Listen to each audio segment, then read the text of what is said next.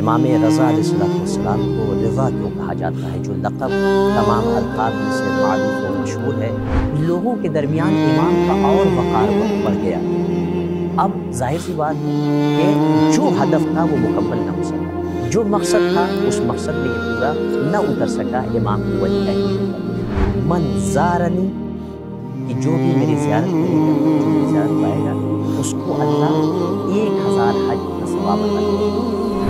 رضا علیہ السلام کی طرف توجہ کیا، کہا کہ مولا کیا یہ صحیح کہہ رہا ہے اس طریقے سے؟ تو امام نے بھی علی الظاہر اس کا اقرار کیا کہ ہاں یہ صحیح کر رہا ہے۔ لہٰذا یہ بھی سبب بنا کہ چونکہ امام نے اقرار کر دیا تھا، لہٰذا اس نے امام کو زہر دیا اور یہ وقت آیا کہ امام کی شہادت